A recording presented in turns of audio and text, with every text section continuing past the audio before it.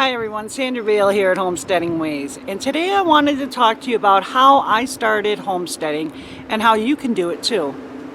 This is a small glimpse of where I am now, my homestead. It is not perfect by any means, but it's what I have to work with for now, and it works for me. Okay, you just took a look at where my homestead is now. And it's not where it started, and it's not where it's going to end either. And maybe in the long run, who knows where it's going to end. But I have a definite idea of where it's going from here. We started homesteading in the city. And actually, I'm the one who started it. I was just drawn to it, I guess you could say. It was right around the beginning of the recession in 2008, so maybe that had something to do with it.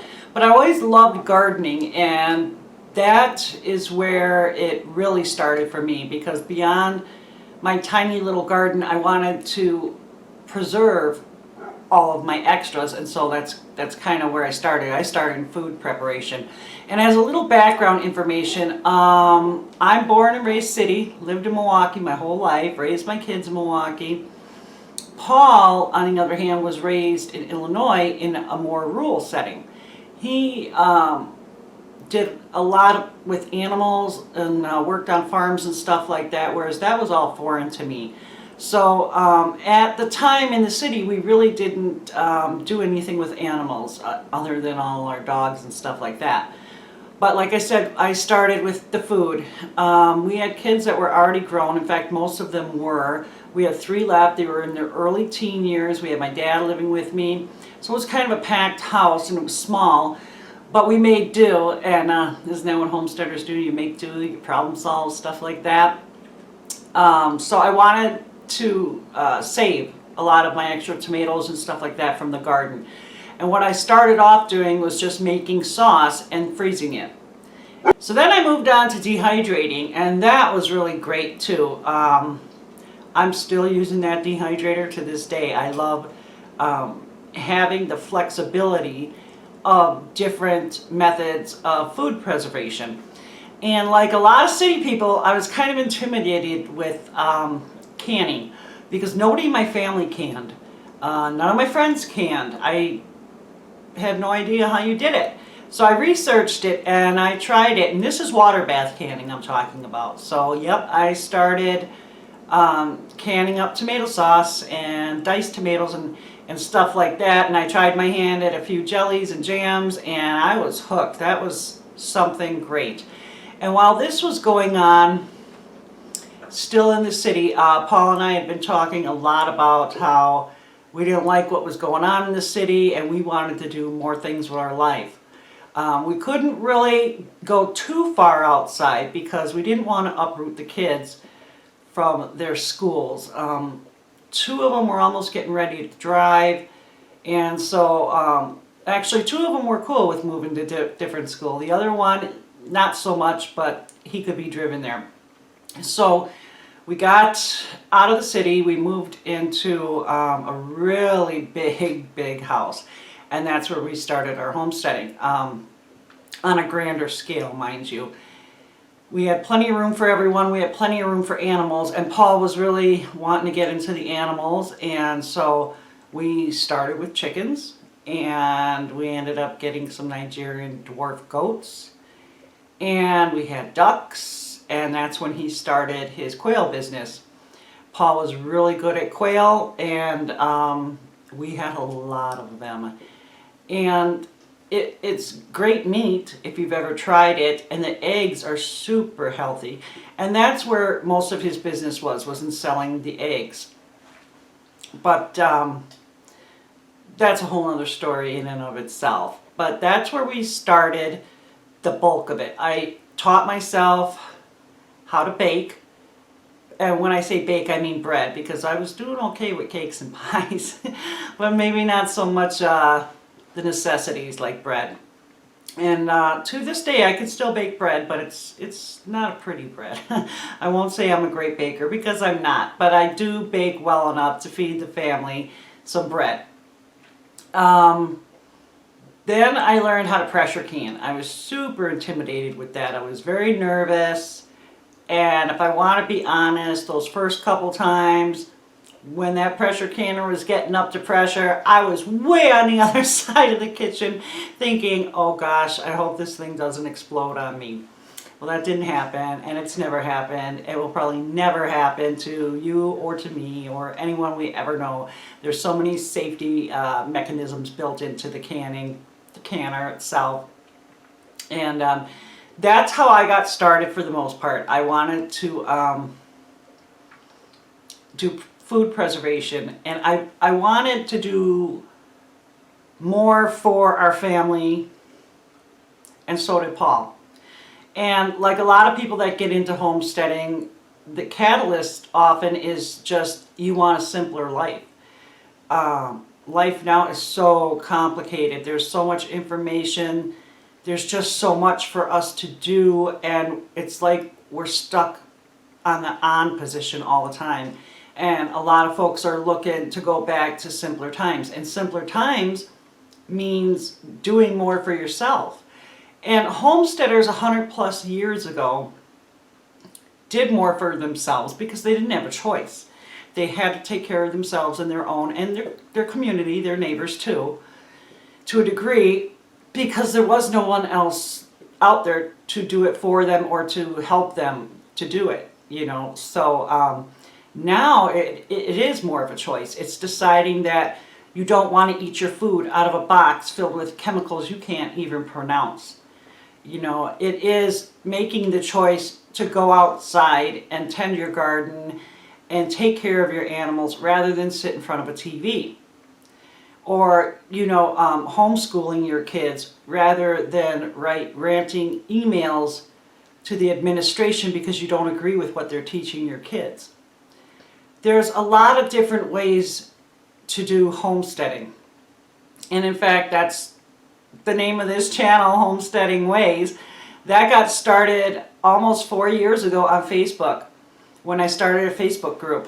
And that group is still going to this day, and look down in descriptions, you'll find a link for it. Homesteading is a little bit different to a lot of people. And, you know, it's not one size fits all, but there's certain ways of doing things that are the ways of homesteaders. And so that's why I started the group and why I started my life like this, to learn from each other, learn different ways of doing things, maybe something you never thought of before, something that's new to you, or something you can teach someone else. A lot of us already have some skills for homesteading, for having that simpler life that we crave. You know, some of you are great at sewing or crocheting, so you can make those things yourself. Other people are great at woodworking, you know, building things, projects. Others, maybe it's in the food, you know, maybe they're fabulous cooks or bakers, something along the lines of that. I think we all bring a little something to the table, and sometimes we cut ourselves short when we don't acknowledge that. So if you can do really well in one area, chances are you can do it really well in a couple other. Just give yourself a chance, do some research. Now, not everything will fit. Not everything will be the way you want it to be. Some skills you can give up. You know, you don't have to be the one that butchers your animals. You can have someone else come in and do that. Or if you're not able to take care of animals, maybe, you know, there's a time constraint or a physical disability or ailment that keeps you from taking care of animals to raise for yourself, then there's no shame in that, in going to a farmer and getting your meat from there as opposed to the grocery store. You know, at least at the farm, you know how these animals were treated and taken care of. You know where that food is coming from, and that's a big part of homesteading. You know, you can have all the land in the world, but if you don't know how to take care of it or what to do with it, then it really doesn't matter. You can homestead, you know, in a small little tiny house in the city, and you can do it out in the country too. It just depends on what you want and what you're capable of doing. Learn skills, research, write stuff down. I have a notebook that I write in. I don't write in it every single day, but I write in it probably once a week. sometimes more, it depends on the season, of things I've tried, things I've done, what worked, what didn't, and I write a lot of gardening information in there because, you know, maybe this certain seed didn't grow well for me, but maybe that seed didn't grow well because we had an exceptional summer, too hot, too rainy, too whatever. If you keep little notes on stuff like that, then you can always go back and read and reference and figure out what works and what doesn't. When we started with animals, like I said, we started with chickens, and then we had rabbits, and that's what we still have. Well, actually, right now, we have no chickens, and that's a whole nother story, and there's a video on it, so if you want to look it up, go ahead. That kind of explains what happened to our chickens at the moment. But we had chickens for eggs, and we haven't raised meat chickens in a while because we still had a lot left over. But we have rabbits as well, and those, we primarily raise those for meat and to sell. We'll sell a lot of the kits, the little baby bunnies that everybody loves. And right now what we have are silver fox and Rex. And so that's it. That's all we have right now for animals. I garden a lot. I have a big garden bed. And then I have smaller beds on a different side of the house, and just, you know, little areas, little containers here and there. I'm surrounded by a lot of trees, so that limits me as to where the sun is. So, you know, wherever you may be, you're going to have to figure out the little idiosyncrasies of your area and how to grow what you want and what you need. And always make sure to grow what you want to eat. Not because somebody else tells you this store is really a long time, or, you know, this is, you know, if you don't like tomatoes, why grow them? You know, I mean, don't do that, you know. Grow potatoes if you love them, you eat them a lot, make sure you grow potatoes, you know, stuff like that. Okay, one other thing I wanted to bring up was if you're looking to move, if you're looking to get out of the city or just change towns or whatever, you don't always want to go by the standard methods of doing that. Renting in particular, as opposed to buying, you will have better luck. Craigslist is okay, but I have found that in my community, other small communities, the best way to find some of your best housing options are through those little community newspapers. So if you want to move to, say, Homesteadersville, drive out there and go to one of their gas stations or their grocery stores or something and find one of their little community papers. That's where you're going to find the best stuff. Those little community newspapers are gems. They actually still have a lot of good listings in there too for jobs. So if you're looking to relocate altogether with housing and a job, I mean, go ahead.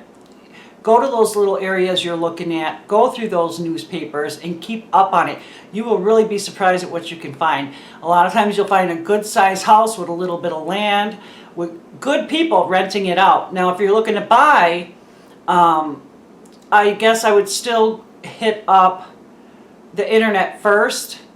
Craigslist is really good too, and then do the communities. But if you're just testing the waters and you're not really sure and you want to rent instead, once you get out of the city, most of the time the rents really come down and you actually get more. You may be living in an older house, but that's okay because you can fix it up and you can do what you want.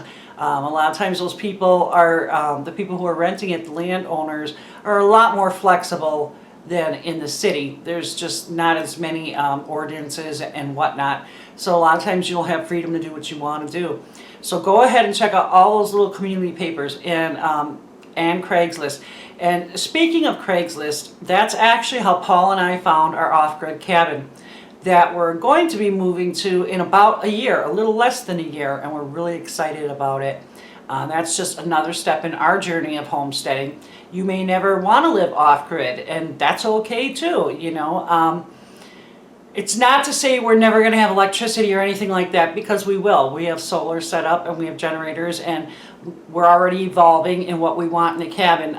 We're still working on it. I mean, it's built and everything. We're doing all the little stuff. but it's 3 hours northwest of where we are right now, so it takes a little while to get up there. And during the winter, it's not plowed, so when there's a lot of snow, we can't really go up there and do much. But we do have videos already started on it, so please take a look at those. And you can see how far we've gotten so far, and hopefully a new video will be up soon on that. But it was Craigslist where we found it.